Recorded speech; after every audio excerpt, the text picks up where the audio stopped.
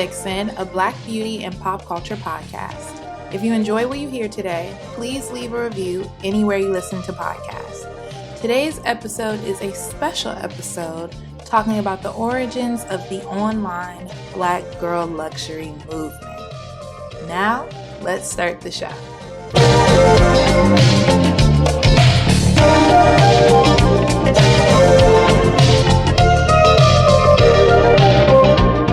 Hello. Welcome back to another episode of Vixen, y'all.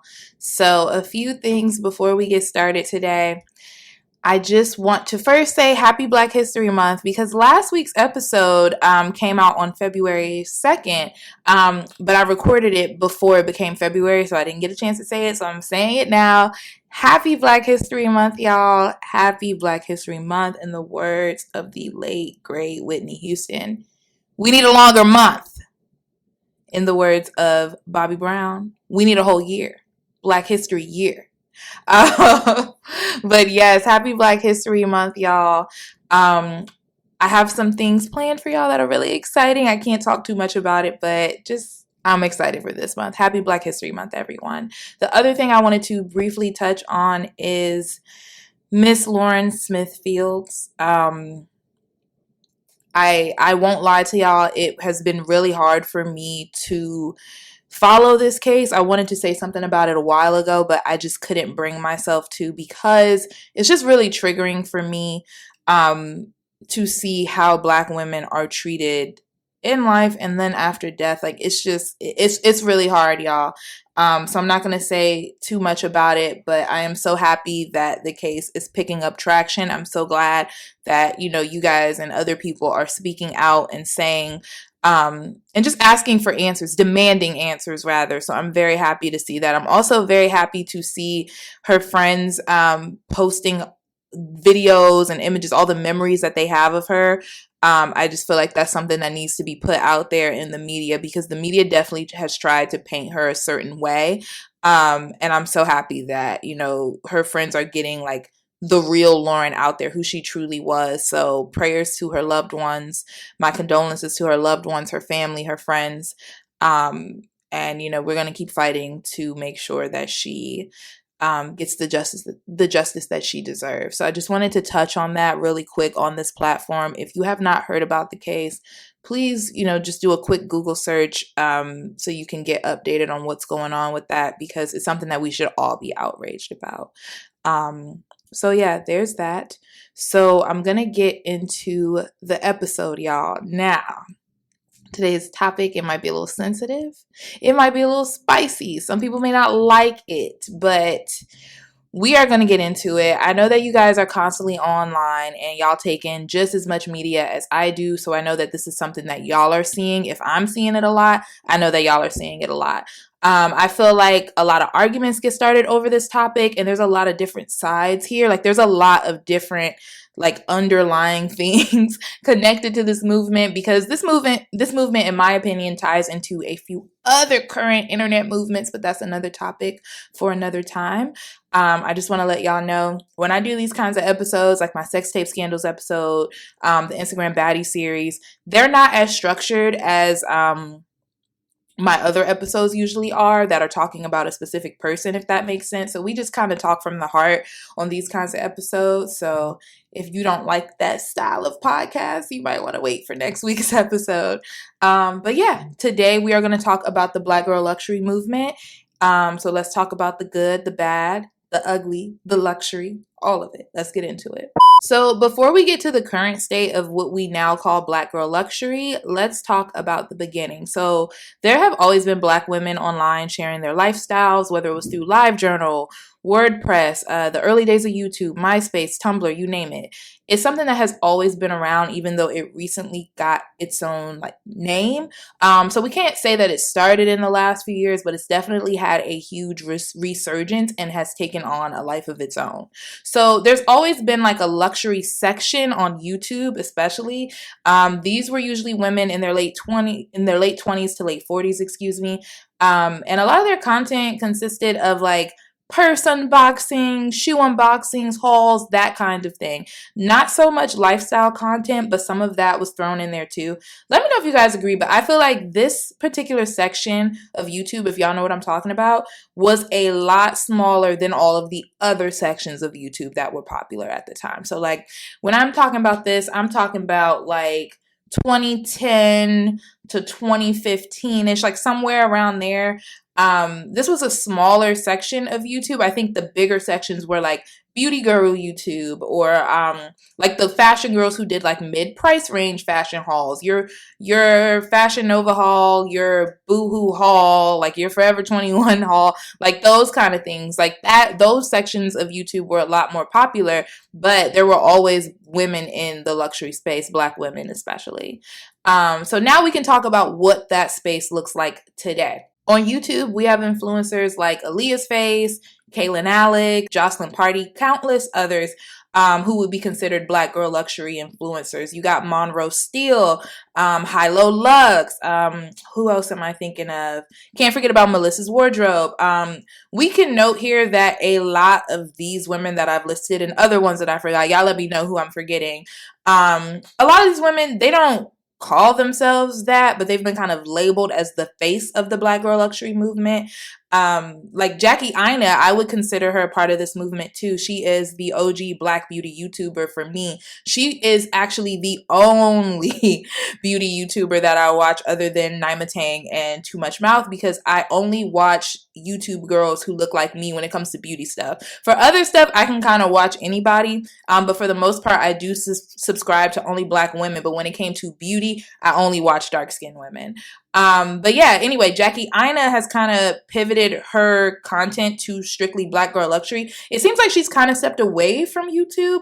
Not mad at it. I do miss her videos on there, but I'm not mad at it at all. But once I saw Jackie like shift her content to that space, I was like, oh, this movement is serious. Okay. Like this movement is serious. And I mean, Jackie Aina has always been like sharing things that she loved and like just things that just made her really happy and luxurious purchases and things like that. But she has really like kind of shifted away from the beauty thing into just like, you know, a new space, this Black girl luxury space. So who else can you guys think of like when you think about the girls who are like the headliners of this movement? I think I love all of this kind of content. I enjoy watching pretty much all of the people that I named, but I mean the girls have kind of made them the head dolls in charge when it comes to this trend. I hate to call them out. I'm not calling them out. I'm not calling them out. And I know some of them don't really like this like label, but unfortunately, like the GP has kind of made them the faces of this trend. So going away from YouTube, if we go on Instagram, like I know it's all over y'all's explore page. The luxury, the wealth, the travel, the wellness, combinations of all four. Like it's a lot. Luxury is having a really big moment on Instagram. I think Instagram has always been like kind of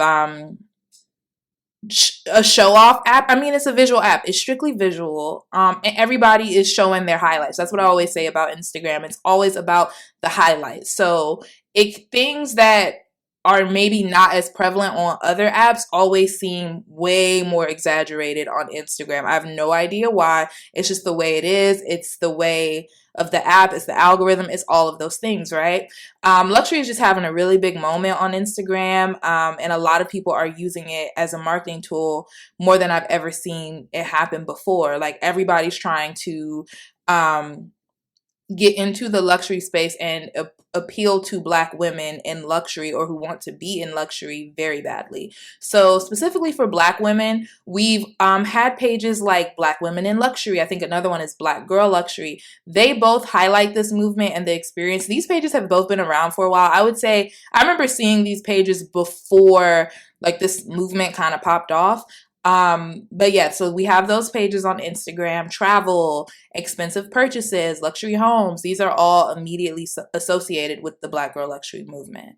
And so yeah, like I was saying, although there have always been Instagram pages that showcase Black girls in luxury and Black girls, you know, experiencing just wealthiness, I will say that this whole movement really, really popped off with TikTok and the popularization of that app. So let's talk about some of the girls who are leading the pack over there. Early last year, Clark Peoples went viral on TikTok when she posted a day in the life video, sort of like a mini vlog. If you've been on TikTok, if you know, you know.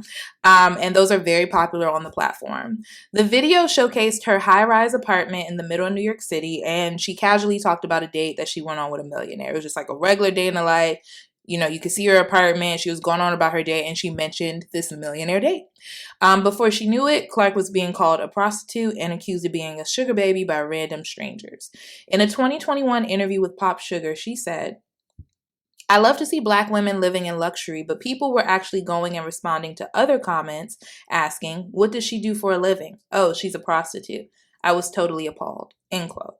The harassment was so bad, y'all, that Clark put the video on private, but eventually she added it back because it's like, girl, fuck them people. Excuse my language, but honestly, like, whatever. But anyway, Clark still makes videos online talking about her career, her lifestyle, and her dating life. She also said in that same article, "I see so many videos online of women of other races living lifestyles like this, and it's not necessarily the norm, but it's something that when we see it, we don't think twice about it. Seeing other Black women who didn't have the best childhoods growing up be able to make it and do it for themselves, I think is so inspiring." End quote. I have something to say about that, about like people who see other women living certain lifestyles. We're going to get to that later. I'm just trying to give y'all the foundation, the history, okay? Okay, so another one that is very popular on TikTok is Miss Skylar Marche. She's more of a luxury travel creator. She was quoted in the article, and the name of that article, by the way, y'all, is called "Dispelling the Negative Discourse on Black Women in Luxury." But this is what she had to say. "It's this idea of abundance and leisure, which Black people are not allowed. We've not been given that before. We've had to make it. None of this feels new. None of this feels foreign, especially being a Black woman. It's something that we should normalize more. Stepping into wealth, stepping in Black love, and it should be easy. Like, damn, I don't want to struggle all the time." End quote. So this is the last person I'm going to mention from this article, Amber Janae. She's another lifestyle influencer, and here is the quote from her. "I come from a lineage of women who are very strong, very independent. I've always grown up around women who, regardless of being married or in long-term relationships, they always have their own. They're always able to provide for themselves, live well, but also look really amazing while doing so. It's almost like what we were owed. It's beyond the monetary things. It's this idea of abundance and leisure, which Black people are not allowed. We've not been given that before. We've had to make it. Ultimately, I'm living in luxury when I know that everything around me brings me a sense of calm. That's peace internally, peace within home, peace within my relationships. So the idea of luxury, Black women in luxury, or just Black women experiencing luxury in itself, is only tied to material things, completely takes away from living a life of luxury because you continue to feed into the things or pour into the things that live outside of you." End quote. So like I said, this part, I'm just trying to give y'all the foundation, but I do want to see what you guys think about these quotes and what these women had to say. I have not come across the last two women, Skylar Marche and Amber Janae, on my For You page on TikTok, which is basically like the TikTok Explore page for those who don't know. I have seen Clark's videos multiple times, and people in her comments are very brutal and just very mean. But I just want to know, like, what do you guys think about what they had to say? I'm realizing after when I did the research for this episode and I read what all of them had to say, I was like, damn, they're kind of all tying it back to like, you know, Black people haven't been allowed to have this. So, you know, we should be able to have this. And I think it's interesting that they all share that same view. But what do you guys think about what they had to say? What kind of luxury content are you guys seeing out there? Are you seeing mainly like fashion unboxings, like a bunch of travel, a lot of money, or just like, you know, like a different kind of lifestyle? Like, what kind of content are you guys seeing? So that was pretty much what I considered the foundation of the Black girl luxury movement, at least in the last few years. I do feel like this is one of those things where you're never going to get like the exact history of it. It kind of just depends on like what side of the internet you know, you spent your time on the most. And like I was saying earlier, this movement, to me, it kind of draws from like a bunch of different parts, or a bunch of different like movements and things that people were doing, different sectors of the internet. Like I would say, like this movement reminds me a lot of like the Sugar Bowl on Tumblr. And some of you guys might disagree with me. But yeah, it kind of reminds me a lot of that. Not that everybody who is a part of this is a sugar baby or anything like that, but I just see a lot of similarities within um, this movement and that. Like, I just feel like it kind of depends on like where you think it stems from and where you spent your time online. But yeah, y'all let me know, like, where do you guys think that this all originated from? Is it something that has just kind of always been there? What do you think? I feel like it has always been there. It just was a lot smaller of a community, like up until 2020, but we can move on. So now we're going to talk about what I'm going to just call like the upside of this, like in defense of this movement, because if you guys must know, I personally am like, I see flaws in this movement, but I also see really great things as well, in the popularization of this Black girl luxury thing. So I'm going to talk about like some of the things that I see. So according to the business of fashion, we, as in Black consumers, we hold $1.3 trillion in annual spending power. That number has actually gone up 114% since 2000. So I just feel like as Black people, we've always had really high spending power, and we like nice things and we like to buy nice things. We like to get fly. Black people like to get fly. It just is what it is. Luxury, abundance, all of that. It's in our movies, it's in our music, it's in our communities. It's everything to us. Like, I can remember growing up in DC when everybody had like those really big chains, or like just having like nameplates and earrings and all of these things. So it's like, that's something that has kind of always been a part of us. So I don't know why we would necessarily have to be humble about what we have and what we have worked hard to get. But I do think there is some guilt tied into being like outward with your money when it comes to Black people. We know how that goes. I think sometimes people just don't like to see other Black people being a show off. Like, that's a thing that has been kind of looked down on. So I think that that's just a problem that we have within the community. But I feel like getting fly and being like, I got this, I worked hard for it, has always been a thing for us. So that's one of the things I see with the movement. And I hate to use whiteness as a standard. I don't like this, but I do have to point out, like, there are so many white women online who are doing the exact same thing, y'all. The exact same thing. The exact same thing. They're posting, and documenting their luxury lifestyles, their purchases, all of that. Now, I love European fashion, so I be looking at a lot of those girls over there across the pond on Instagram and things like that. And a lot of them, they don't have no job, they don't do anything, and that's no shade. There's no problem with that. But they've been posting their lives and just living their life.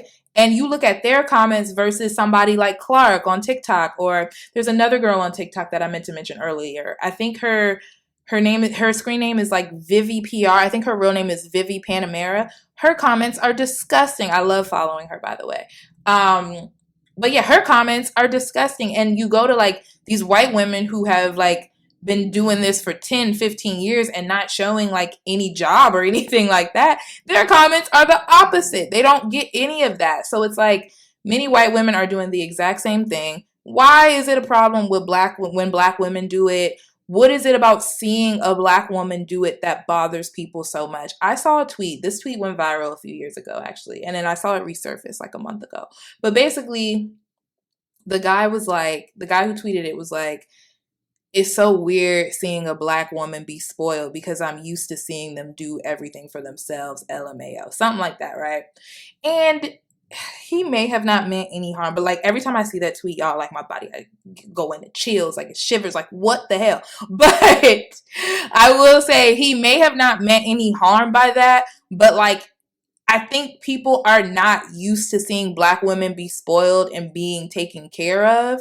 So it feels foreign to people. And when people feel something that is foreign to them, they lash out against it. And that's pretty much all I have to say about that. But yeah, I do think certain people are bothered by Black women, specifically in general, living certain kind of lifestyles. Also, being a Black woman is just hard enough. It's just hard enough. People should be able to partake in what makes them happy, whether it's luxury, whether it's not luxury, and they shouldn't be shamed for it as long as they aren't hurting nobody. As long as you ain't hurting nobody, you know, it just kind of is what it is at that point. And also, as Black women, we are not always afforded the luxury of just like being just in a state of being. We're going to talk about this more later on in this episode, but to not be working, to not be taking care of something all by ourselves, just a state of being. And it's nice to see women just kind of, you know, be carefree. I love seeing carefree Black women, no matter what they look like, how they present. I just like seeing us have a good time and enjoy our lives. So that's a big part of the movement. Also, I think a lot of the appeal of the Black girl luxury movement is kind of wrapped up in being considered elegant as well. Like, I think that some people don't see Black women as elegant. They don't see us as being put together or expensive. It's more like gaudy or tacky or whatever. Like, a lot of people have a problem seeing that, sometimes even Black people. So I think there's that aspect of it too. Also, a lot of people just want to humble Black women, like, constantly. I don't know if you guys are on Twitter a lot, but I'm sure y'all have seen those viral posts. It's like a girl will post her brand new Jeep or brand new car she paid for cash. She's posting at the dealership, whatever. She got the keys in her hand, or she's in front of her new home or whatever. And then people will just quote tweet and be, you know, just try to pick apart how she got it, where she got it from. It is just pure hater shit. Like Twitter, I enjoy that app, but it's a lot of haters on there. But anyway, I also saw this happen with Selling Tampa. So, for example, spoiler for anybody who hasn't watched it, skip ahead a little bit. But y'all know how on Twitter there was a lot of conversation about them not being luxury real estate agents, and there was even like a Reddit post of people saying it's not luxury. And I just kept seeing people say that and comparing it to Selling Sunset, like, oh, they're not selling beautiful homes, they're not doing this, they're not doing that. And people even went as far to see like how much the houses that they recently closed on cost. It was a lot. And it was like, why do y'all have so much energy for them? So one, I just thought it was weird that people were so invested in that. And then also I had to go and watch it myself. I had never seen Selling Sunset, let alone a spinoff. So I went ahead and watched Selling Tampa and then followed up with Selling Sunset so I could compare. And I was just like, Selling Tampa, they never said that they were luxury real estate agents. They said they're trying to break into the luxury market. That is what they said. And that's it. They never referred to themselves as luxury. So I just thought it was really, really interesting that people wanted to humble them for no reason. Like, I just thought that was crazy. And then when I finally watched Selling Sunset, I was like, this is a completely different market, first of all. Tampa versus like the LA area, California in general, like, it's completely different.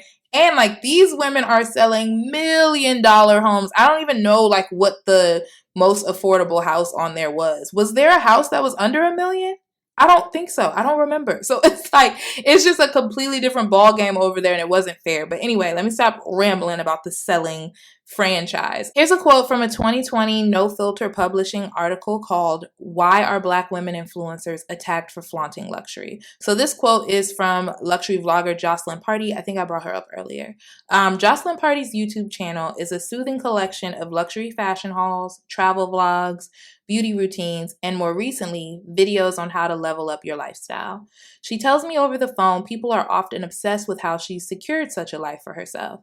How did you buy this? How did you do this? People are always trying to figure out how Black women are able to do things or get things, she says. It's not enough to see the fruits of Black women's labor. Audience want to know exactly what seeds were sown to grow them. Party says that men, specifically Black men, take my video and do reviews on my video where they basically try to come up with reasons why they don't like me. They also come up with all these reasons why women shouldn't listen to influencers like me. There are a lot of men thinking that women are demanding that you take his money and run, end quote. So this is something that I've seen a lot online, as I just mentioned, with like the viral, people like humbling random girls for going viral, the Selling Tampa thing. We will talk about that more in the next section. But I agree. I think that people are just always trying to figure out what's going on. And the first thing is escort, prostitute. Now, I don't know where the internet came up with the fact that everybody that goes to Dubai is being pooped on. I don't know, like where did that come from, y'all? Was that like a Tumblr rumor that just has gone too far? But I mean, I'm not saying it doesn't happen, but I'm just like, Y'all think everybody went to Dubai and got pooped on? Like, what is going on? It's a people really go to the extreme when they see black girls in certain spaces, and I'm just like, why do you? How did we get here? How did we get here? But anyway, next thing. Also, I think that, it feels good for a lot of black women. I'm sure some of you guys can relate. It feels good for some black women to see women who look like them in certain positions, having certain things, being in certain spaces. I personally think it's inspiring. I think it gives people something to look forward to, especially more so as these women like share more about their careers and how they got where they are. And some people may have thought that, a certain lifestyle isn't attainable, but it's showing them that it is. And what I see a lot in this Black girl luxury movement is I'm seeing a lot of women like share their careers, share their salaries, what they do at work. They're doing like day in my life at work videos, which I think is awesome. I love that we're being transparent about like our pay and what we make and how we got to a certain point and not gatekeeping. I love that section of TikTok. I think it's very positive, and I follow a lot of women in that space. So thought I would bring that up. I'm going to share a quote here from a 2021 Birdie article called Black Women Love and Deserve Luxury Fashion Too. It was written by Natisha Scott. It is a long one, so bear with me, y'all. As consumers, many of us are easily drawn into the awe and admiration of luxury products, but a recent video that presenter and author Candace Brathwaite posted has opened up a dialogue surrounding how Black people, women especially, can perceive and internalize the bias in the luxury narratives we see. In her video, Brathwaite reflects on a moment where she had to hold herself accountable to how she reacted to a Black influencer that she loves, showcasing an item on her channel. She had caught herself questioning how the influencer was able to do so many luxury unboxings, but realized she never questions this when it comes to the purchases of white influencers online, leaving her frustrated that she had internalized the second guessing and stereotyping that often happens to people of color. Brathwaite isn't alone in this construct or understanding. Her video, which currently has 120,000 views and over 200 comments, brings attention to the unconscious bias that we as a Black community can hold against one another and ourselves. Intimately linked to our self-worth and self-value, these internalized feelings are unwarranted, rooting from a long line of bias and prejudice on both financial and social levels. Traditionally, people of color have held the lowest levels of income and wealth of any racial group in America, with the average net worth of a Black family being about 10 times less than a typical white family as of 2016. With exclusionary laws put in place from as early as 1878, people of color were stunted in financial and occupational growth, essentially as soon as they were able to pursue it. By purchasing items that carry societal weight, the Black consumer shares that they too can afford the luxury lifestyle, thus expressing financial mobility.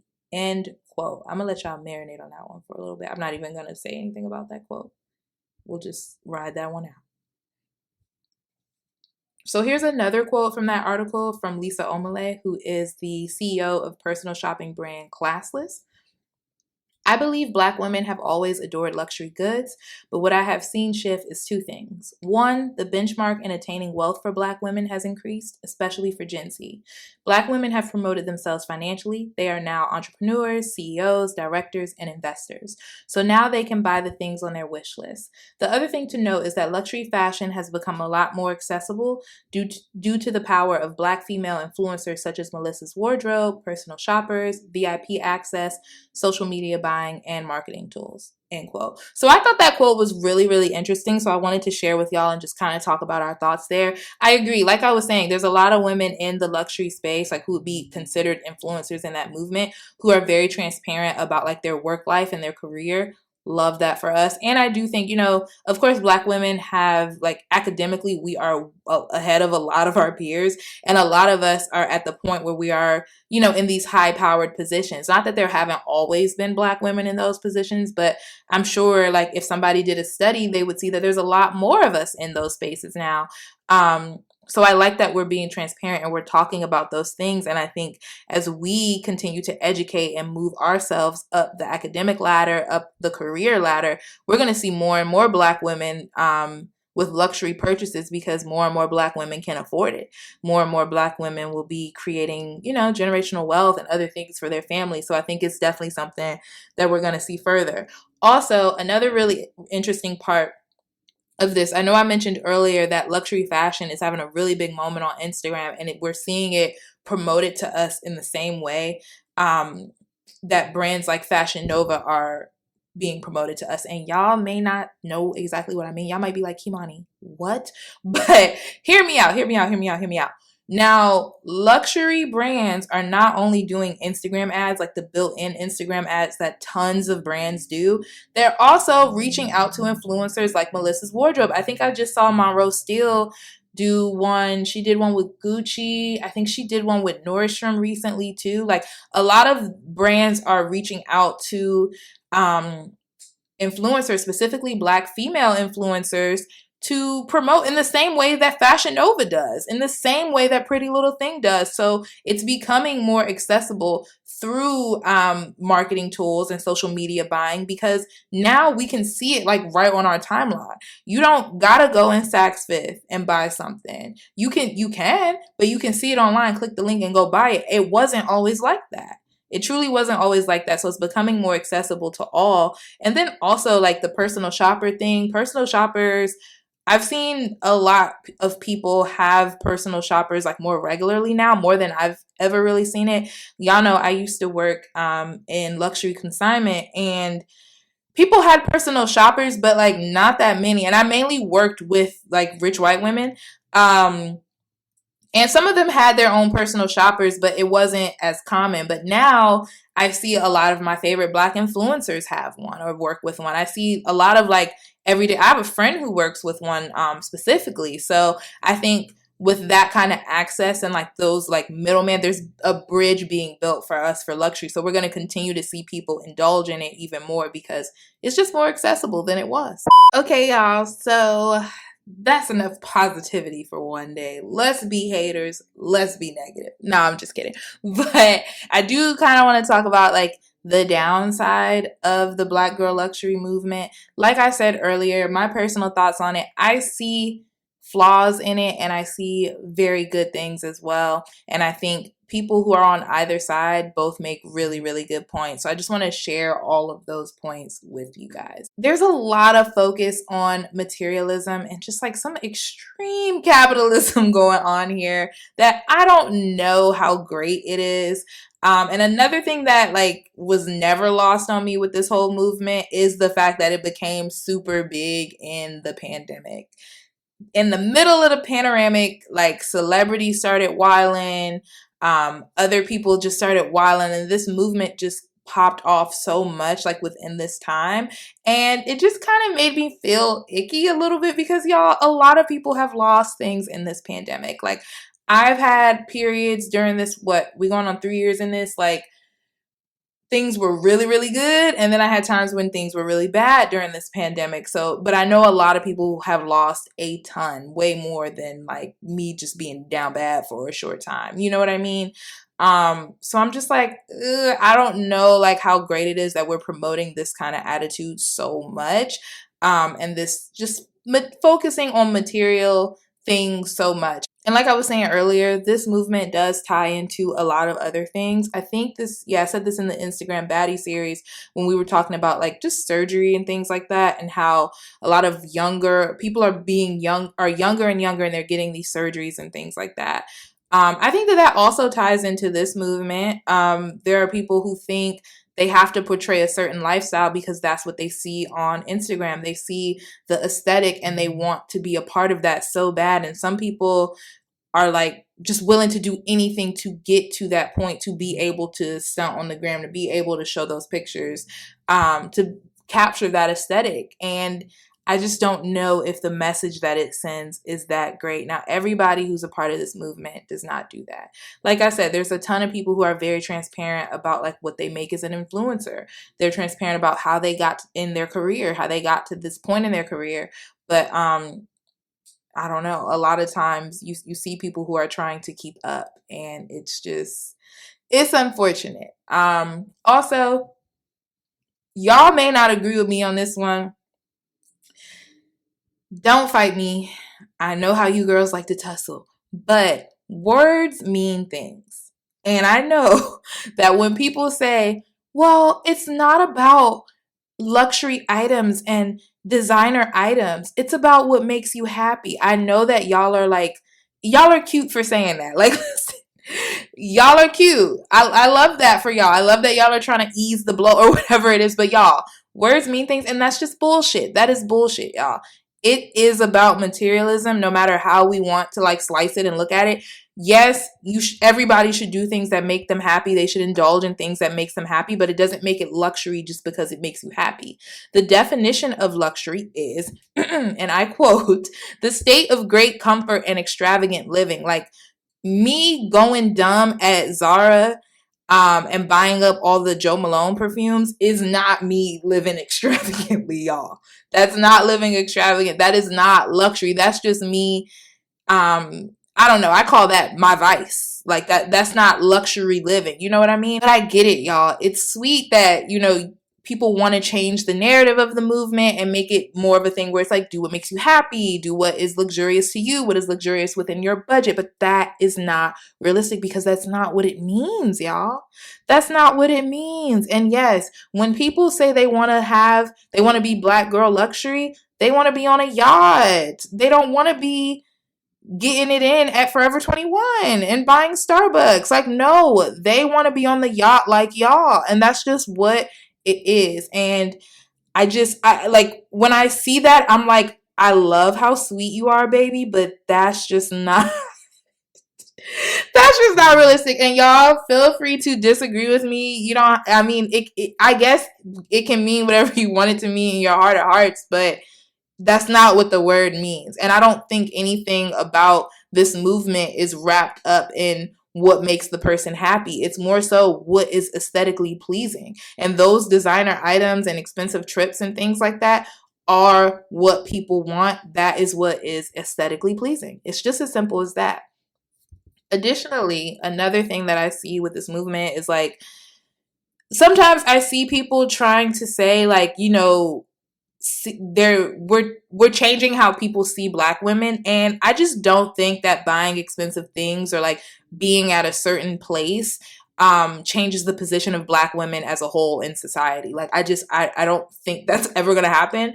It's a tale as old as time. Appearing classy, having money, changing your social circle, or like upgrading like your status, your class status, it doesn't stop racism from being a part of black women's lives. Like y'all, I mean, don't shoot me. I'm just the messenger. But it doesn't. Like, none of that is going to change, like, how people see us. If you don't like black women and you don't think we deserve things, like, them seeing you at, like, I don't know, wherever is not going to change that. You know what I mean? The US Open or whatever. Like, them seeing you there is not going to change that if that's how they feel. And, like, it's not like, oh, we need to be more. Like, I don't know why people say that. Like, if you already don't think human beings deserve certain things, I don't think anything is going to change your mind, because that's a stupid thought. Like, I don't understand how that's going to like eradicate racism. You know what I'm saying?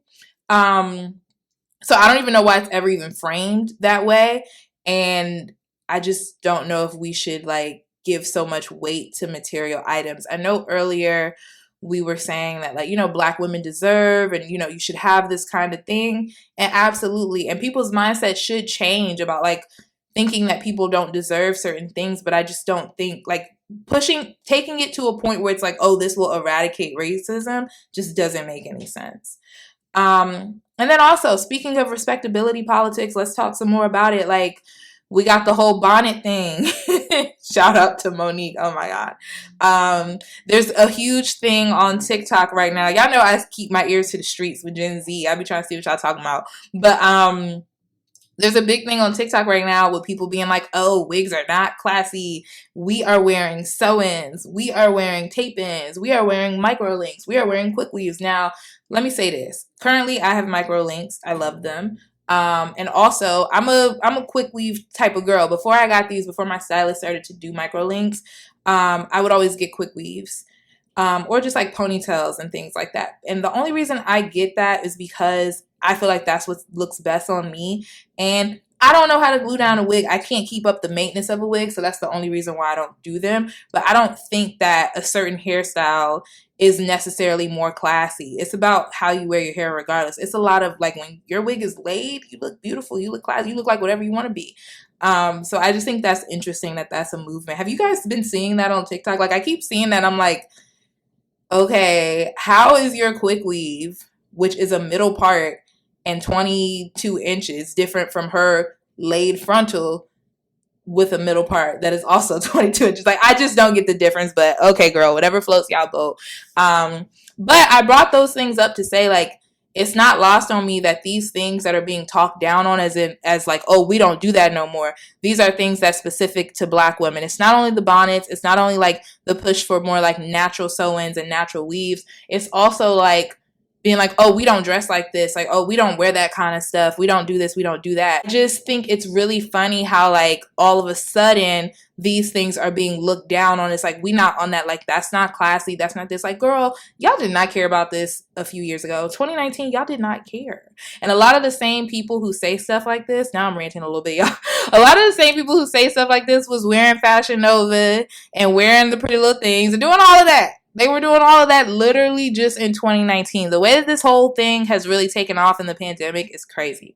All of that just shows like these kinds of politics, they will not escape us. Like, no matter how luxury we think we are, a lot of times, like, people will find a way to diminish Black women in different ways. Like, the bonnets, the wigs, the style of dress, all of it. It's always going to be there. Talk about some other topics that are related to this movement that have trended. Now, I know that y'all have seen something about a little phrase called $200 dates. Y'all, I'm so sick of $200 dates. I wish they would stop talking about that on Twitter. I don't get it. There was a girl who went viral a few months ago, and she went to this restaurant out here that's fairly new out here in Atlanta. I think it's called Steak 48 or something like that. It's basically the same thing as Poppy Steak. It's like an Atlanta version of Poppy Steak for those who have been there in Miami. But yeah, she went there and she made a TikTok of like her going there or whatever, and she showed everything that her and her date ate, and I believe she showed the bill at the end. Now, like I said, she posted this on TikTok. Somebody takes it off of TikTok and puts it on Twitter.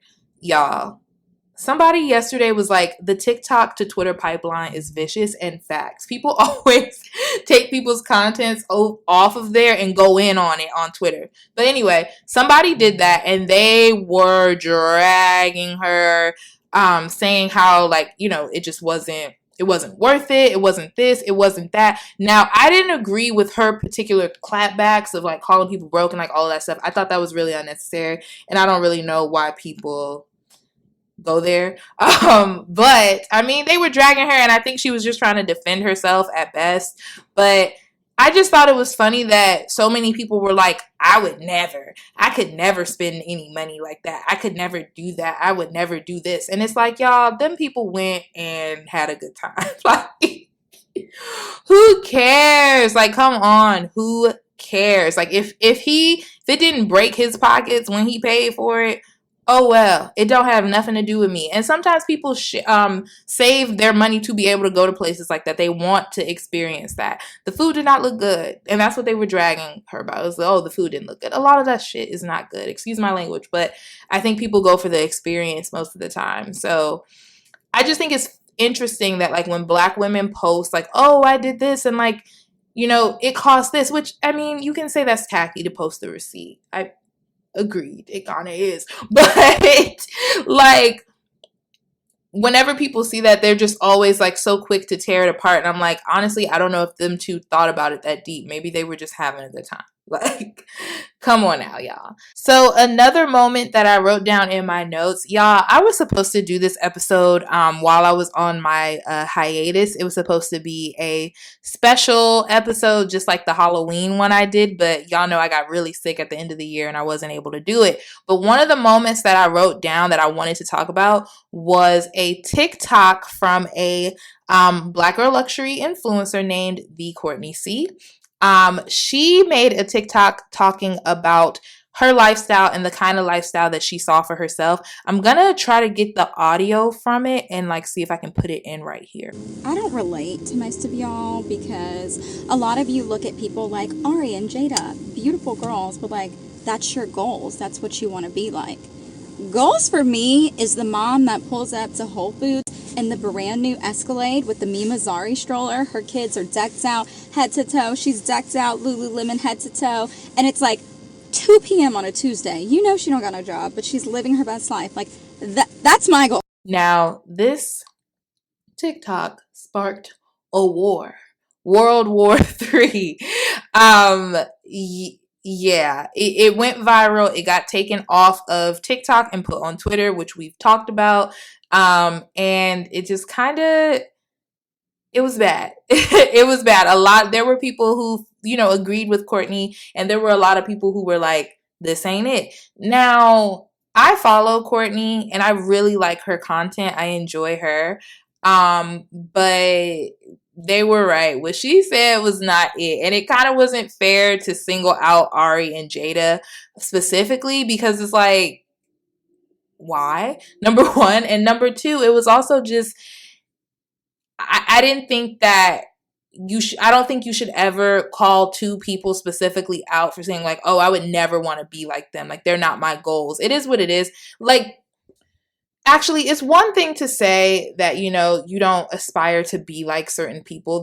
Both of these girls, Ari and Jada, they are public figures, and you can say like, oh, I don't want to be like them. But I just thought it was interesting how she decided to go into like Lululemon and things like that, because it's like basically you're describing like a rich mom. You want to be like a rich housewife, rich mom. One can argue that Ari and Jada are rich moms. I mean, they are rich. They are mothers. They may not be wives, but like, technically rich girlfriends, rich baby moms, whatever it is, So it's funny that she wanted to draw that line in the sand like that so much. Like, I ain't like them, I ain't one of them, basically.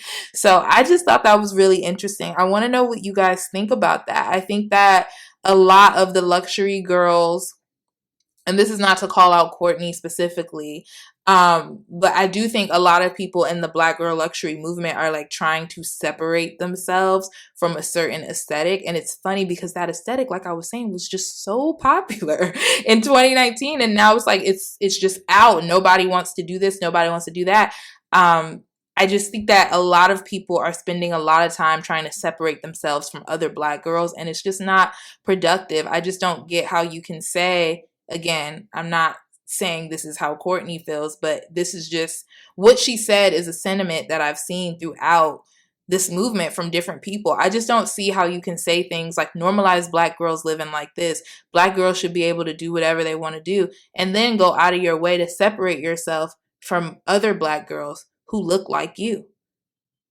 To me, it doesn't make any sense. Now, in my opinion, Ari and Jada, I don't want to dress like them or look like them or anything. And if you don't want to, that's fine. And if you do, you do. But they are Black girls, Black entrepreneurs who are doing big things and taking care of their families. And I think that they deserve praise for that. And they participate in Black girl luxury.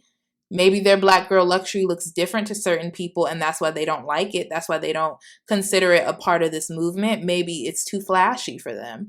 Maybe it's too gaudy. Maybe it's tacky. But I don't get how people can say things like that and say, oh, I don't relate to those girls. I ain't like those girls. But then you say Black girl luxury is for everybody, and everybody should be able to take part in the things that make them happy. They're literally doing the exact same things. They have the designer items. They got the luxury cars. They got the clothes. Like, they got the homes, the luxury apartment, the luxury house. So it's like, what is it about them that's like, oh no, I'm not like this? And it's like, is this something that's being tied into basically appearing to a white gaze, or like appealing to a white gaze, or like wanting to look a certain way? And this is why I say a lot of this stuff is tied into like the femininity movement. It's tied into a lot of different things. Now, I told myself I wasn't going to get into that because that's a conversation for another day. But a lot of this is tied into respectability and appealing to the freaking white gays. Because I'm like, that don't make no sense. Just because like they look different and they might host at the club or whatever, they dress a certain way, like they are a part of black girl luxury. Like like if you say it's people just doing certain stuff, why are they not included? Now, I'm going to shut my mouth, but I want to know what you guys think about that because I just think it's very interesting that people say stuff like that, but then they don't want to be associated with an Ari, a Jada, Instagram model. It's just, it ain't lost on me, as I always say. So I'm going to close that thought out on this quote. This is from the host of the Girl I Guess podcast, Karen Civil and Ming Lee. And this is from a 2021 article on Madame Noir. Whether we partake in luxury privately or choose to share these moments publicly, there seems to be an air of internal and or external backlash that takes place to make us feel like we don't deserve it or that we shouldn't share our successes and the rewards that come with them outwardly, lest we offend or ostracize others. This was evident in the recent Birkin bag backlash. With Birkin bags being a marker of success, but black luxury not being openly accepted, people will question if the Birkin is even real and if its owner even deserves to have it. Nevertheless, we should be proud of what we do for ourselves and never feel ashamed or unworthy of receiving and experiencing beautiful things. Let's normalize black luxury and remember black women were some of the originators when it comes to owning and experiencing fly things. End quote. So I'm going to leave y'all on that quote. I definitely agree that black women are the originators when it comes to owning and experiencing fly things. I just don't know why the Birkin bag backlash was referenced here. I know what they're talking about. I've seen a lot of people start talking about Birkins real heavy in the last few years, like they just came out or something, just dropped. But I just wanted to know what y'all think about that quote. Like, offending and ostracizing others, I definitely think there's a part there that can be ostracizing to certain people if they feel like they can't keep up or can't fit in. But at the same time, I do feel like it's not other people's responsibility to make sure that others feel that way. And again, people should partake in what makes them happy. But yeah, I just wanted to see what y'all thought about that quote. I thought that was interesting. So now, but not least, we are going to get into the poll results. Now, y'all, I did this poll so long ago. Like I said, I was supposed to put this episode out in December. So I did this poll a few months ago, I think. Probably did it in November. But I'm going to give you guys the questions and let you know what the responses were. So if you do not follow me on Instagram, follow at the Vixen Memoirs. We're going to do another episode like this soon. So I will be getting a poll together soon. We always do fun story polls. So come join us over there. And I'm going to stop running my mouth and get into these poll results. The first question in this poll was, when you hear this term, do you think of self-care or expensive items? And the term was black girl luxury. So 62% said expensive items and 38% said self-care. Like I was saying, y'all, words mean things. It is expensive items. I know we want to like be nice and be like, no, it can be whatever you, no, it's expensive items. So 62% said expensive. The next question was, do you follow black girl luxury content creators on Instagram, YouTube, TikTok, etc.? 57% of you guys said yes and 43% said no. This is very close and I thought this was interesting. And that's why this poll was actually one of my favorite ones to do, because it was like half of my followers were like all for the movement and then the other half wasn't. And at first I wasn't going to do an episode on this. I just wanted to get y'all's thoughts. But once I saw this result, I was like, oh yeah, we got to talk about this because y'all are like kind of split on that. Like, it's interesting that a lot of you guys don't follow and then a lot of you do. So the next question was, if you do, who are your favorites? And we got Octavia B, Hilo Lux, Tanika B, Pockets and Bows. A lot of people said Hilo Lux. London Girl in NYC, Chin Chili, who I think her real name is Cara Chin, Sarah Bellum, lots of Hilo Lux, Shamika Adams, Jackie Aina, Keela Walker, Politics and Fashion, and then a bunch of people saying Hilo Lux and Pockets and Bows. And then for the people who said if no, I asked why not. And I'm just going to read y'all some responses. One person says, I don't follow too much of anything. I just open these apps to shit post. I know that's right. Someone else said, labels don't define me. I've had on a $20 outfit with $200 shoes. People like the outfit more. I know that's right, girl. Give us high-low. Then someone says, they usually focus on UK culture and aesthetics, and that's not really my cup of tea. This is really interesting. And you know what? We should talk about this. I don't know when we're going to talk about this, but let's talk about this. There's a lot of like, people used to always say that there's a difference between American style and UK style. And I would be like, what are you talking about? But I'm actually seeing it a lot now. And I'm seeing a lot of American girls reference UK fashion and UK style. Is this something that y'all are also seeing? Please let me know. We can talk about that. Then someone says, I feel like my envy may turn into insecurity and I don't want that. But once I am in a spot to do all the things I want, I will be following them. Now, I think a lot of people feel like this. And shout out to you for saying this and admitting that and knowing that and being honest about it. Because I think that this stuff affects people in a way that we may not always recognize or see.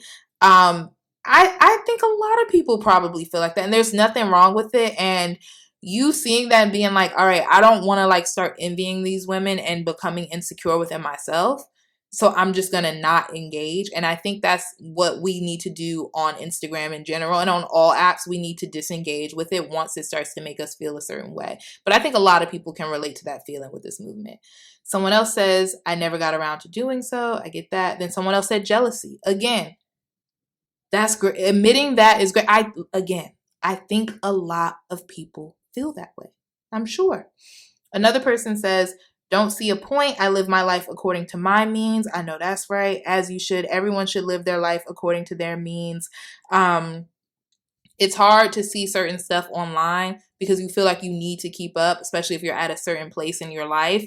But again, the only thing we can do is disengage with that. Like me personally, I think I've told y'all this before. I don't spend a lot of time on my personal Instagram account because it's just too much. I work in social media as my day job, and then I have Vixen. And also, like, it's just a lot of stuff that I just don't be in the mood to see a lot. And I disengage with this app quite often. So I do think y'all should do the same if you feel a similar way. I had another answer. They're tacky. Luxury doesn't have to scream to be noticed. What do y'all think about that? I don't think every luxury influencer is tacky. I don't think every Instagram model is tacky or anything like that. And I mean, I guess. I think if you don't like to see people flaunt a certain kind of lifestyle and like you find that tacky, by all means, you don't want to follow. Someone else says, everyone has their own definition of luxury. Now sis, y'all already know I don't agree with that. Luxury is luxury. It's expensive items, in my opinion, but I'm sure some of y'all might agree. Then I had someone say, Black people consume enough as it is. Yeah, I feel that. We do. And I get that. That's real. That's real shit. All right, next question. Do you find the content creators in this space relatable? 59% of you guys said no, and 41% of you guys said yes. Again, a very, very close poll, and that's why I was like, yeah, we got to talk about this on the episode, on the podcast, because, I mean, do you guys feel like these creators are supposed to be relatable? I feel like if you are purposely trying to get into that space, most people are not going to find you guys relatable. I saw a TikTok. I feel like every sentence I say these days starts with, I saw on TikTok. But anyway, I did see a TikTok a little while ago about there was a woman, I believe she said she was like 35 or something like that. And she was saying that a lot of the YouTubers that she used to watch are no longer relatable to her, like as they've grown in their careers. And I thought that was interesting. I've never thought about that. But I do feel like when I think about some of the people that I watch, I don't know if I'm necessarily looking for them to be relatable. Even before like Jackie Aina, I started watching her. She was already quite big by the time I started watching her. I think I started watching her in like 2015 or 2016 or something like that. But like even back then versus now, like I don't think I ever found Jackie relatable. Like I love Jackie, but I don't think I ever thought she was relatable. She was always doing something that I wasn't doing. You know, I didn't know anything about makeup. She was a beauty guru. I was learning from her, you know, so I don't know if I've ever really found influencers that I follow relatable. Maybe like random girls I follow on Instagram, yeah, but for like inspo, but I don't think that I've ever really found influencers relatable. But y'all let me know. Like, what do you guys think? Do you find these people relatable? And like, do you think they're supposed to be relatable? That should have been the question I asked afterwards. Like, I don't know if they're supposed to relate to me. Then I asked, do you find the content creators in this space inspirational? 75% of you guys said yes, and 25% said no. Now, I thought that was super interesting because a lot of y'all don't even follow these people, but you still find them inspirational, even though you see issue with what they're doing, and or you see that like you following them can make you feel some kind of way about yourself. And I think that's really interesting. It makes a lot of sense to me, but I was shocked when I saw that. But then I think about it and I'm like, that actually makes sense. Just because you don't want to follow something or partake in something doesn't mean it's not going to be inspirational to you. Then I asked, did the pandemic trigger the popularity of the Black girl luxury movement? 83% of you guys said yes, 17% no. Seems like we are definitely in agreement there. I agree. I think that the pandemic has put people in a position where a lot of people are doing quite well in the pandemic. But it's also put people in a position where there's just a lot of consumerism. A lot of people are spending a lot of money on things. I can say during the time when we was like locked up, like really locked up, I spent a lot of money on like home decor and like loungewear and stuff like that because it just was nothing else to do. So, I mean, I can see how the pandemic triggered it. Next, I asked what factors contributed to the popularity. So here's what you guys had to say. Careers, for sure. Like we were saying, Black women, like our careers have advanced so much. We're all doing so much. So that makes sense. Someone said fatigue. Also, I think people are bored, tired of sitting in the house. People start spending money. Then someone said, honestly, I think the pandemic in its full capacity. Agreed. Someone said, people being tired as fuck of being broke and seeing the struggling Black women thing. That's interesting. Yeah, I think people are tired of that narrative for sure. And this could be a direct response to that. What do you guys think? Also social media flexing. Yes, social media flexing. What are they calling the people who get the PPP loan? The pandemic boys? Yes. All-time highs. Pandemic girls too. Then I see hypergamy, wanting more out of life. We talked about how a lot of these movements are attached to each other. If you guys want to go more in depth on that and talk about other movements like the hypergamy movement, the Black femininity movement, let me know. We can get on Instagram Live one night and talk about this. I'll make a flyer so you guys, and I'll do a poll too, actually, so I can see what day works best for y'all. But if that's something that you want, let me know. Because yeah, I think these all tie into each other. Also, someone said millennials breaking generational curses and having access to things. Agreed. Gen Z is a part of that too. I think that a lot of us have access to things that people before us definitely did not. Social media, yes, social media flexing. Another person says the same thing, social media, but they also add social media isn't even a real place. These content creators are broke in real life and scamming. We do have to remember that everything we see is not true. Everything we see is not accurate, and a lot of times we don't see what the person did to get where they got. So that's just food for thought, something we have to remember. Someone else said insecurity. And then I had another answer that says Black women just want more for themselves, no more settling. I agree. I personally, like in this, I would say in 2021, I was just like, yeah, I'm not going to be settling for less. And then after I got sick at the end of 2021, I was like, yes, rest is my friend. Rest is my girl. I will be resting as much as possible. And if I can't do it, I just simply can't do it. So I agree with that. And I can see how extreme luxury can come out of that thought and that feeling. Next question. Do you think this content is helpful or harmful for the Black women taking it in? 70% of you guys said helpful and 30% said harmful.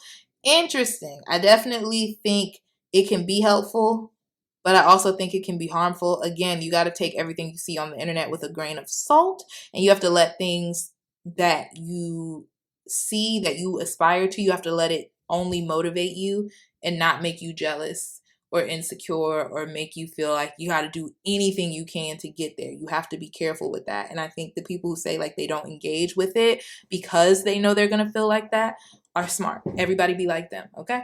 So then I asked, are there any other online phenomenons that go hand in hand with Black girl luxury? Again, like I said, we will do a live. We can do a live to talk about this further. Let me know. But I want to share with y'all some people's answers, and we'll use their answers as a kind of like launch pad for the live. We'll talk about these. Someone said the rich auntie thing goes hand in hand. I like it. Okay. I think Black Lives Matter and specifically protect Black women has something to do with it. That's interesting. Plastic surgery and scammer sugar baby lifestyles. Okay. Men wanting to humble women. Finding a rich man, relationship obsessed with finances and deep pockets. Ooh, spicy. Sustainability in fashion and makeup, travel, and moving to other countries. Yeah, the travel community is huge on Instagram and has been for a long time, especially like the Black travel community. But it does feel like luxury is kind of like become a part of that as well. So that's interesting. I love y'all's answers. Again, let me know if we can do a live. Next question. Is there pressure on young Black women to keep up with the lifestyle we see online? Specifically this Black girl lifestyle thing. Black girl luxury, I'm sorry. 82% of you guys said yes and 18 said no. Interesting. I mean, we can see that there's pressure just from people saying like, I don't follow these women because it's going to make me jealous. It's going to make me envious and I don't want that.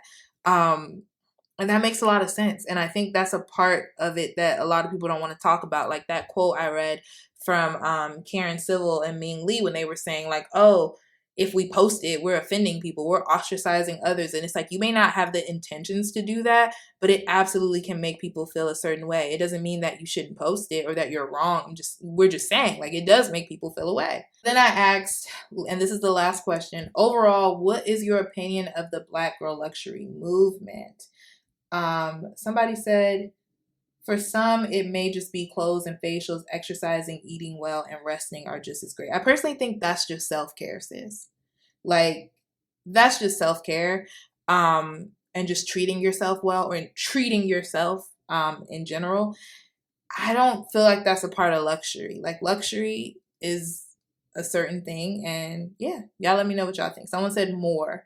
Okay, you want to see more of it. Then someone says, I like it, honestly, especially if you've never been taught how to care for yourself. Again, I do think a lot of times this is getting conflated with what is simply self-care, and maybe it's because we're seeing these women do a lot of self-care, maybe because they have the time to do so, whereas a lot of Black women are not afforded that. But I am seeing like it be conflated with self-care a lot.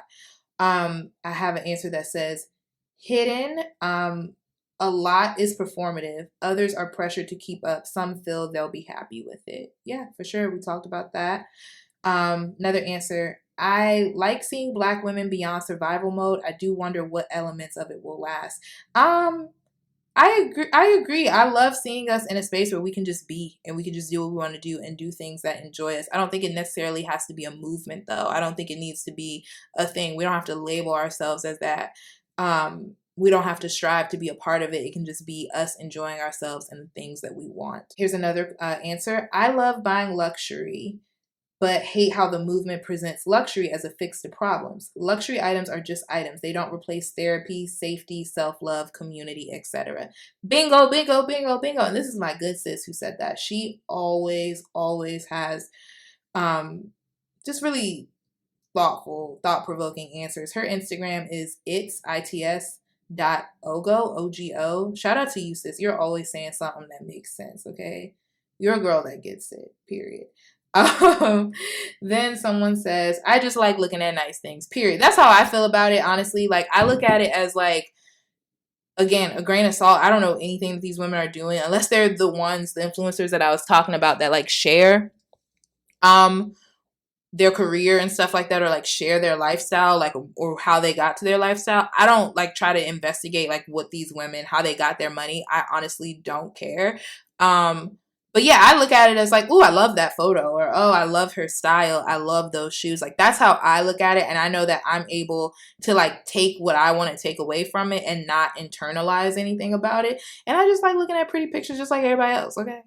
I got a saved photo on Instagram too.